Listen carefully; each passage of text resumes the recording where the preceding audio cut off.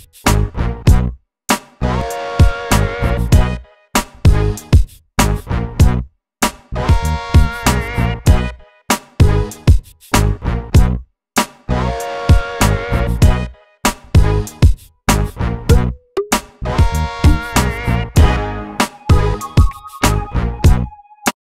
am Natasha, and I'm ready to talk about some scandalous news that's been circulating.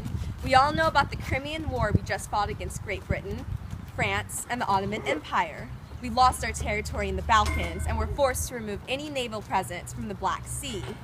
Even though we previously saved the Austrian government, they decided to stab us in the back and abandon us in our time of need. We not only lost the war, but we also lost many lives. And in results, we were left weakened and humiliated. But you know what?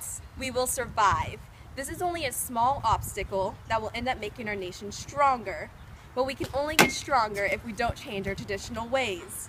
Rumors have been circulating that Tsar Alexander II wants to make some major changes.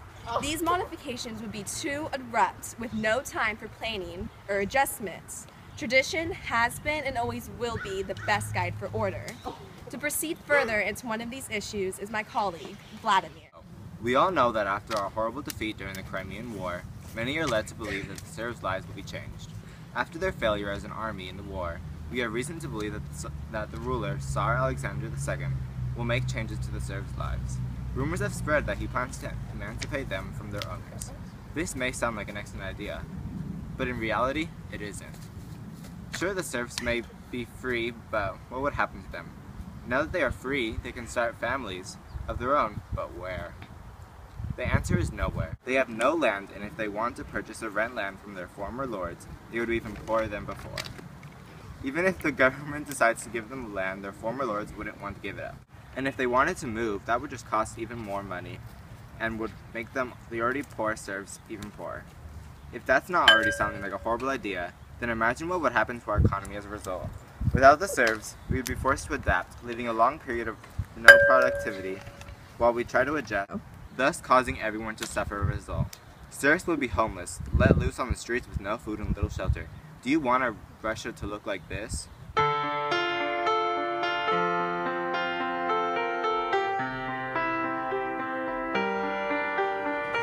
I let it fall, my heart, and as it fell, you rose to claim it. It was dark, and I was over, until you kissed my lips, and you saved me. My hand. This reform goes through. That is the sad, pathetic life serfs will have. That is not what our great country was meant to look like. But wait, there's more. Earlier I said news, as in plural, more than one. News. We have heard additional talk about another potential reform. Please listen to and let it sink in why this one is such a bad idea. To our attention that Tsar Alexander II has plans to pass a reform to create local assemblies called zemstvos. These local assemblies would be a form of self-government with representatives supposedly elected by everyone, but the property-based system of voting will give an extreme advantage to the nobles. The police will remain under central control, thus overriding the local power. Additionally, there are so many people who do not want self-government, like the bureaucrats. They will just be able to overrule any or all the decisions that the zemstvos will make, so what is the point of even having these assemblies? Tsar Alexander exclaims that this reform will be better for everyone, but having some random self-government within a different government is just asking for chaos. Hello, I'm a member of the zemstvos, and I'm here to make your life better. Here's a box of roots. No! That was just out of control. Well, we have just one last possibility to talk about, and this for sure will confirm why we are right about these reforms. Dimitri, it's all up to you. Yo, hey there everyone. I just want to take a quick second to make a shout out to all those criminals out there who are afraid to get the death sentence if they do something wrong. Well, good news. Soon there won't be a death sentence, so y'all can basically do whatever you want. Rob a store, start a revolution, you might as well go out and start a war.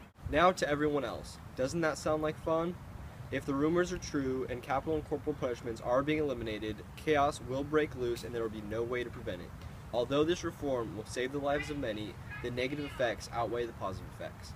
By abolishing capital punishment, there will be far more revolts. Without a strong form of punishment, people will feel free to act out against the government. It does not take a genius to see why this reform would be a horrible idea. Corporal and capital punishments must not be abolished, for it controls the people, making Russia safer. I assume if this reform happens, a typical day would go like this.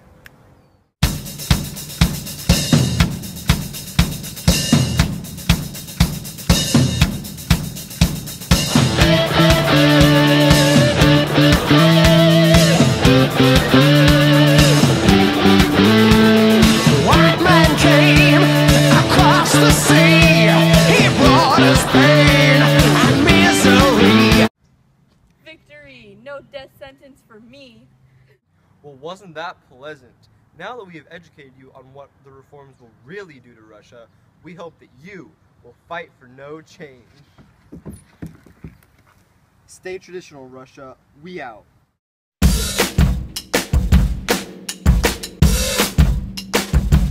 I say I'm too late. Got nothing in my brain. Nowhere. They have no land, and if they wanted to purchase it, you just had to hit me in the back.